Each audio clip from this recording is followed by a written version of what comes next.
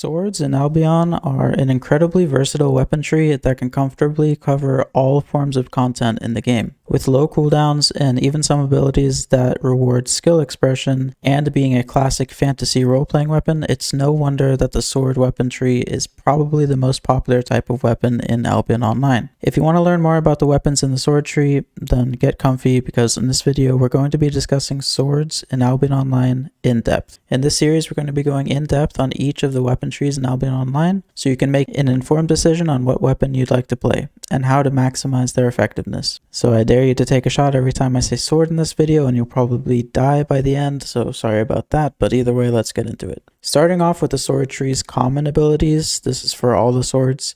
So for the first Q slot abilities, we have Heroic Cleave and Heroic Strike. These abilities introduce you to the sword's stacking effect, which is called Heroic Charge. For each stack of Heroic Charge, up to 3, you can get an increase of 9% higher movement speed and 12% attack speed, or 9% of both. I'm not exactly 100% sure because there's two different tooltips. So meaning at 3 stacks, you will be moving 27% faster than normal, as well as attacking 36% faster than normal. These heroic charge stacks make any weapon in the sword tree excel at 1v1 dueling, as their ability to stay latched on a target with a higher movement speed, as well as dealing a significantly higher amount of auto attack damage from that attack speed bonus, means that even the swords that aren't really designed around 1v1 fighting in mind can still pose a threat to anyone who underestimates their auto attack power. Most of the weapons in the sword tree also do make use of the heroic charges to empower their ultimate E-slot abilities, but that is mostly to do higher damage, but we'll get into that a bit later.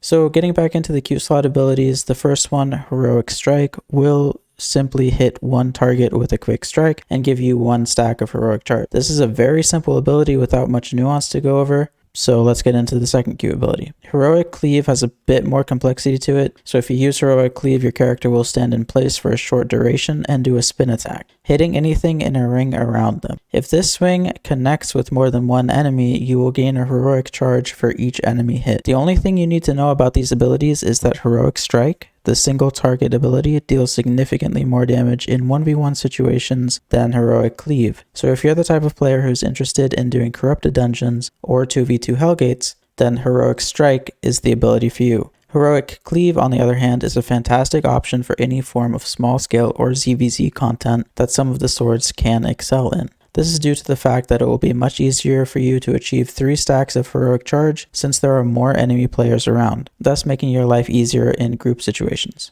There are also some players that believe that using Heroic Strike in small scale situations is viable, as you can put more damage and thus more pressure on the enemy backline. However, this is highly dependent on what kind of sword you're wanting to play. And unless you are skilled with swords from before, you will most likely end up doing your group a disservice by not being fully stacked on heroic charges when your group needs you. Alright, let's get on to the W slot abilities, and first up, it's Interrupt. This ability requires you to be right next to your opponent. Hey, so the first W ability is actually Blade Cyclone. Yeah, it's a new ability that they just added with the most recent patch. This is like a whirlwind ability, and you deal more damage if you have stacks of heroic charge, or at least 1 stack of heroic charge. This ability is really good for clearing mobs and PvE stuff in general. It's kind of good in PvP. Probably good in like ZVZ situations because you're going to hit a lot of people or small scale. But the use cases for it haven't been fully figured out yet, so yeah, but there you go, Blade Cyclone. And causes your character a short amount of stand time to execute the attack. It interrupts spellcasts as long as they can be interrupted, while also increasing your auto attack damage by 20% per heroic charge stack. This ability has a 10-second cooldown. So Interrupt has an extremely niche role in the meta, being able to interrupt some abilities such as like Firestaff's fire artillery ability, for example, is an incredibly easy thing to do and does result in a significant damage reduction to the enemy team. However, the use of the ability that I've seen more frequently is to try to interrupt the enemy holy healer's Q slot heal. If you're actually successful at doing this, you will negate a pretty large heal from the enemy healer, and it could very well result in a kill for your team. However, with cast times closer to half a second on a holy heal, this becomes very difficult to pull off successfully, especially if you're playing with a ping higher than 100 to 150. This ability pairs really nicely with the Heroic Charge's auto attack speed increase, as assuming you have 3 stacks of Heroic Charges when you use this ability, you will be able to out DPS pretty much, like a ton of different weapons just with your auto attacks. For the next W slot ability, we have Iron Will. Iron Will gives the user 1 stack of Heroic Charge, as well as increasing your movement speed by an additional 10%, and bolstering defenses by 26% for 3 seconds. For the duration of the 3 seconds, your character will also be immune to purges, which is really the only reliable way of becoming immune to purges in the game. This ability has a 20-second cooldown and is definitely on the lengthier side of cooldowns for swords. However, this ability is absolutely certified redonkulous, and it is one of the most popular choices for sword users.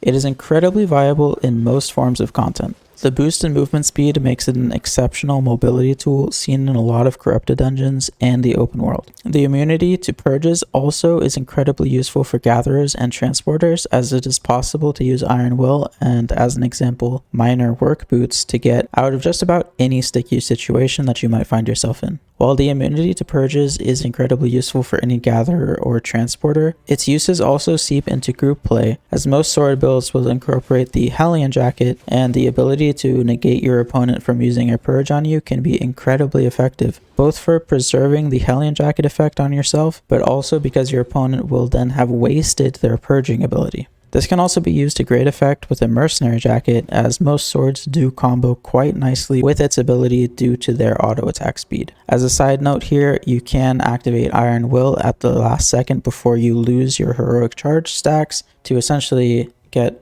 another Heroic Charge stack without actually being close enough to hit anything with Heroic Charge or Heroic Cleave. So yeah, that's also a great use of this ability. The next W slot ability is Hamstring. This is a combo ability having 2 parts, focused on being able to keep up with your opponent. It does do a decent amount of damage, as well as providing a heavy slow effect, but however, I've realistically only seen Hamstring used once or twice the past 6 months, and it really hasn't been incredibly useful either time, so this is mostly a forgotten ability. But it does do a decent amount of damage. I think Iron Will achieves the effect that Hamstring is trying to achieve, while also providing users with more options. Thus, it is the more popular ability. If keeping your opponent in place is what you really want, then Hamstring is also outclassed by the next W slot ability, which is Splitting Slash.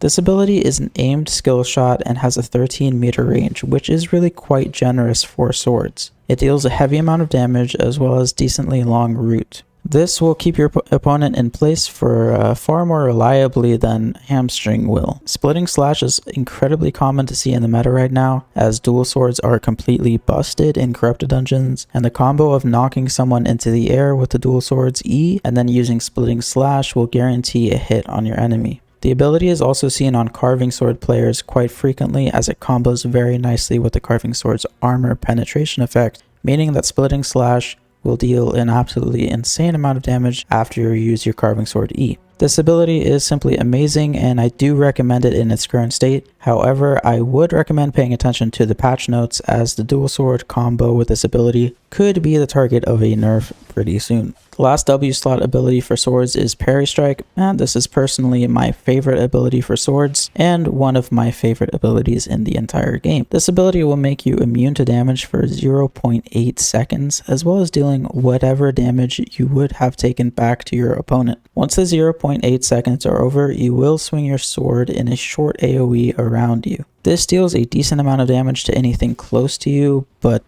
it's really just like a little added benefit. This ability really is like the chef's kiss of abilities in Albion, in my opinion. It gives users the opportunity to really outplay their opponent like no other ability really allows in Albion. And granted, it's not exactly like rocket science or anything to use this ability, but Parry Strike really rewards players who know ability rotations and can tell when their enemy is going to use their most damaging ability.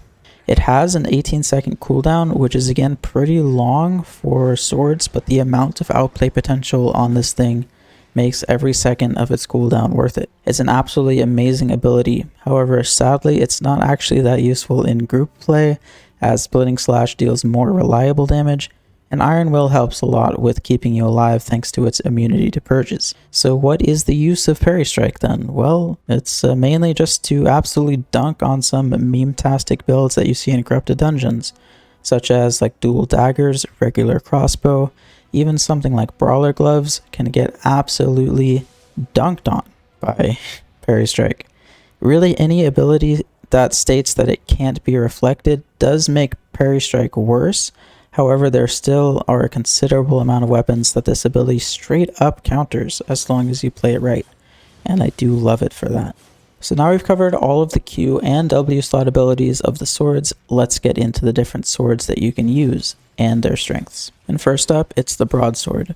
And as a Corrupted Dungeon player, I absolutely despise this weapon. In 1v1 dueling content, it is the epitome of a face roll weapon, meaning that you could most likely just roll your face along your keyboard and achieve a victory over your opponent with this absolute meme stick. Its unique ability is called Mighty Blow, an aptly named ability because after someone uses on me, I feel like I mighty blow my brains out. Because this ability is so stupid. It was recently nerfed and isn't as good as it was before, so take what I'm saying with a grain of salt because, yeah, I mean, the broadsword goes down in the history books as one of the most oppressive metas in Corrupted Dungeons in my opinion, and that's along with the one-handed mace and black hands. Okay, let's get back on track here. So Mighty Blow has a range of 8 meters and deals considerably high damage for its short cooldown of 12 seconds, but that's assuming you have 3 stacks of Heroic Charge. It does also consume your stacks of Heroic Charge. This ability does also interrupt enemy spellcasts, however that side of the ability is less reliable than the Interrupt W ability as it does have a short animation time, as well as the time that it might take you to reach your opponent. The broadsword is in my opinion a shining beacon of bad design as there are an extremely limited amount of builds that make this weapon work well, and the builds that do make it work make you feel like you're playing a hopelessness simulator. While the broadsword is incredibly effective at making me throw my computer out of the window, its effectiveness in Corrupted Dungeons has gone down drastically after its recent nerfs. The recent buffs to dual swords essentially made dual swords fill the void left by broadsword after its nerf, and that is just like really great because the void only lasted like 2 weeks, so I'd like to personally say thank you to SBI for that. And if you like the concept of pissing me off, or if you just want to grind Corrupted Dungeons, then the broadsword might be for you. Although sadly, that is really the only content where this weapon really gets a chance to shine, so please don't use it in other forms of content as there are pretty much better options for every other form of content. But an example good build for Corrupted Dungeons using the broadsword would be broadsword, mercenary jacket, fiend cowl, soldier boots, Thetford cape with a mist collar or musak offhand. Alternatively, you could swap out the mercenary jacket for a cleric or mage robe, and the fiend cowl for a hunter hood or cultist cowl. Now next up, it is the claymore. This weapon is also a meta-defining weapon for Corrupted Dungeons, but more so in 2v2 Hellgates, where it has dominated the meta along with the demonic staff and dual daggers for a very long time now. The claymore is a classic, epic-looking Zweihanded sword that would make you look incredibly heroic and awesome if it weren't for the fact that just about like 1 in every 3 players in Caerleon have it equipped. The claymore's special ability is called Charge. This ability grants the user full immunity to any crowd control effects or damage for 1 second. Then, after that period, the user will charge the enemy as long as you have direct line of sight to the target. Hitting a target will incur a brief stun as well as doing a massive amount of damage. All of this with a 20-second cooldown and an 11-meter range. So I like to think of the Claymore E as being extremely similar to the Broadsword E, just with like more testosterone. The damage is increased, you get a really strong iframe and a longer range than the Broadsword, but you do have to pay the price with its longer cooldown time and cast time. There is also the downside that the Claymore's E is very telegraphed, meaning that experienced players will have time to activate an iframe of their own and negate your damage. Claymore players do have the counterplay potential of canceling their E, although this is pretty difficult to pull off if you play with higher ping. To do this, simply right-click away from your character as soon as you press the E button, and if you spam click fast enough, the spell casting bar should show up for your opponent, and this might trick them into using their iframe ability. There isn't too much nuanced gameplay to go over with the Claymore other than the animation cancel. In 2v2 Hellgates, you can use Interrupt to get some sort of massive outplay on the enemy healer, although it is more common to use Splitting Slash and hit your opponent for massive damage with a Cultist Sandals plus Poison plus your E. So Claymore videos are a dime a dozen on YouTube, and a lot of builds work well with the weapon. So if you'd like to try the weapon out for yourself in corrupted dungeons, try the Claymore, Hunter Hood, Mercenary / Assassin Jacket, or Mage / Cleric Robe, Soldier Boots, and Thetford Cape. Optionally, you could try using a Keeper Cape for ultimate meme one-shot potential. For 2v2 Hellgates, I'd suggest Mage Robe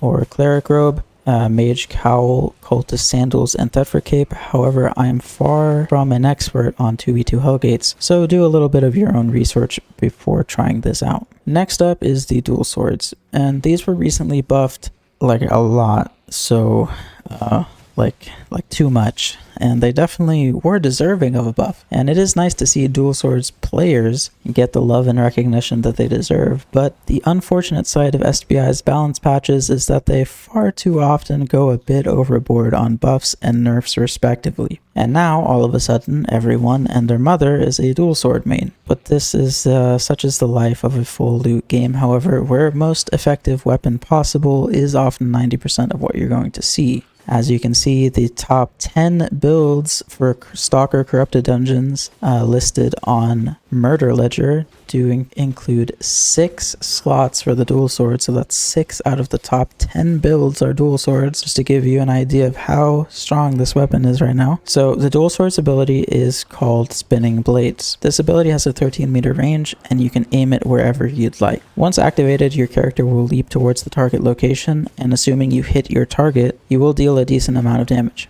This is one of only 2 abilities for swords that doesn't scale with your heroic charges, at least damage-wise, so keep that in mind. You also knock your opponent up as long as you hit. Also, as long as you hit one target, being that a player or NPC, you will also gain 50% bonus attack damage and attack speed for 3 seconds. This ability is also fantastic because it doesn't remove your heroic charge stacks upon use, so you can still benefit from your insane attack speed from having 3 heroic charges. This ability, in combination with Splitting Slash, has been running absolutely rampant in Corrupted Dungeons since the weapon was buffed. With the exact same build on pretty much everyone playing it.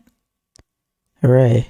This is the first sword that I mentioned that does actually perform somewhat decent in PvE as well, at least better than the first 2, if only because it deals AoE damage. But it is still far from the best PvE sword. If you'd like to join in on the fun and fight the exact same build you're playing over and over again, I can recommend the following build for Corrupted Dungeons. It's going to be dual swords, Mercenary Jacket, Hunter Hood, Soldier Boots, and Thetford Cape. The next weapon to feature on the list is the Clarent Blade, and out of all the swords, I feel like the Clarent Blade is one of the more balanced options out there. It's definitely very good for PvE, especially doing solo dungeons, and it's overall a great weapon to use if you want to do a variety of content. However, while it does have its strengths, it's generally outshined by the Carving Sword in terms of usefulness in small-scale PvP, as well as group and static dungeons. The Clarent Blade's ability is called Crescent Slash. This ability offers some pretty cool options because it does different things based on how many heroic charges you have. However, 99.9% of the time, you're going to just use it at 3 stacks of heroic charges anyway, so it doesn't really matter that much. The silence effect is pretty good though if you can coordinate it with your team. So this ability will sound out a Crescent Slash with a 21-meter range. That is absolutely insane for a sword, and it hits everything it passes through, and for very good damage as well. At 3 stacks of heroic charge, the E will hit for a bit more than the broadsword E, but to everyone in the area for only a 3-second higher cooldown. If you miss this skill shot, then I don't know what the hell kind of mushrooms you're eating, but I mean, if you miss this thing in the middle of an important team fight, then you better believe you're gonna get flamed off the internet and probably never live that moment down. I mentioned that the sword is fantastic for solo dungeons because it simply is. Given that it is a one-handed weapon, you have the possibility of using something like a Mist Collar in your offhand for more cooldown reduction, or a Musak for even more damage. While it is still somewhat far from being the most efficient speed clearing build or weapon in Albion, if you do enjoy doing solo dungeons, then you should check out the Clarent Blade. A good build for running Clarent Blade in group play would be Clarent Blade, Musak, Hellion Jacket, Assassin Hood, Plate or Leather Boots for rejuvenating or refreshing sprint respectively, and Martlock Cape. Next up we have the Carving Sword, and this is really one of the heavy hitters of the sword tree. You see this weapon pretty much everywhere, and it's because of its very unique resistance shredding E that can help your team absolutely melt the enemy team if you time it correctly. It also provides a good amount of mobility as it is a dash ability, so players like Ekwart have made using the Carving Sword more of an art form than a way of dealing damage. The Carving Sword's ability is called Fearless Strike. Using this ability will cause your character to dash in the direction you're aiming it, and any player or monster that you dash through will be hit by a solid amount of damage and get a very strong resistance shred applied to them. This resistance shred is incredibly important for teams of all sizes and content, and you'll see Carving Swords pretty much everywhere you go. They shine the brightest in small scale PvP, however, making what little damage your team might have be much more effective for 6 whole seconds. As I mentioned earlier, comboing this with Splitting Slash is an incredibly effective way of dealing a ton of damage very quickly, and often unexpectedly to your enemy. I do want to note here that while the Carving Sword is one of the most used weapons in small scale PvP, it is also the weapon that I've seen misused the most. So if your team is coordinated and you have someone calling your engages, it is so important on this weapon that you have 3 stacks of heroic charge ready to go and that you hit your E ability before the rest of your team uses their damaging abilities. The best advice I can give to pull off Carving Sword plays effectively in small scale is to play super aggressively, making sure you keep your heroic charges stacked up, and then keeping your eyes glued on your tank. If your tank is a type of tank that's able to clump the enemy up at all, then you need to be ready immediately to hit your E so that your team can follow up. This job is often single-handedly responsible for making or breaking an engage in small scale PvP. So make sure you get some practice in before committing to a team that is going to be highly reliant on you playing correctly. I do also want to emphasize here that Carving Sword plus Minor Work Boots is a fantastic option for escaping gankers if you're gathering or transporting. A good build for small scale open world PvP would be Carving Sword, Alien Jacket, Stalker Hood, or maybe even Night Helm, Soldier Boots, and Marlock Cape. Next on the list is Galatine Pair, and apart from being what I think most players gravitate towards just based on sheer looks and cool factor alone, the Galatine Pair is unfortunately mostly considered a meme weapon at this point in Albion. The weapon has seen insane amounts of use over the years in ZVZ and still sees use today, however there are generally better options for the role it looks to accomplish. The Galatine Pair's ability is called Soulless Stream. This ability takes 1.1 seconds to cast, is uninterruptible, and deals very similar damage to the Clearant Blade or Claymore at 3 stacks. However, the strength here is that the area of effect of the Galatine Pair is an 8.5 meter radius around the caster, meaning that if you manage to get into the middle of a bunch of players, stack up your damage bonuses high enough, yeah, you will kill just about anyone around you. The downside here is that doing this perfectly is not exactly reliable, and even if you do pull it off, you are now in the middle of the enemy's forces and extremely susceptible to dying, thus making the Galatine Pair the ultimate weapon for those who enjoy dying. I will say, however, that hitting the perfect Galatine Pair E in a ZVZ is probably one of the ultimate gamer climax feelings available in Albion Online. Oh, dude, 4 strength, 4 stam, leather belt. Level 18. And yeah, as this video is more focused on the newer players of Albion, I really can't recommend this weapon to you as there are just so much better options, even in the sword tree alone. They look totally awesome, and they have been super dominant in the past, but for right now, they remain pretty much meme-tastic. I do also really quickly want to mention that the nutty wombo combo potential of the Galatine Pair together with the Mage Sandals, as you can start charging the Galatine Pair and immediately activate your Mage Sandals so that you will be teleported 0.1 seconds before hitting your E, and this is how I saw the majority of Galatine players pop off when I played ZVZ. However, they still died 99% of the time. So seriously, don't try this weapon unless you just want to get clips for YouTube or something. Alright, last but certainly not least, by any stretch of the imagination, is the Kingmaker. It is one of the weapons in Albion Online with the highest Giga Chad factor. It just looks heckin' super radical. And pretty much everyone is going to be fearing you and your massive sword if you bring this to battle. The Kingmaker's ability is called Majestic Smash, and boy is it majestic alright. The ability, when used, will knock everyone up around you in a 6-meter radius, and this deals a tiny bit of damage, and I guess this is the majestic part.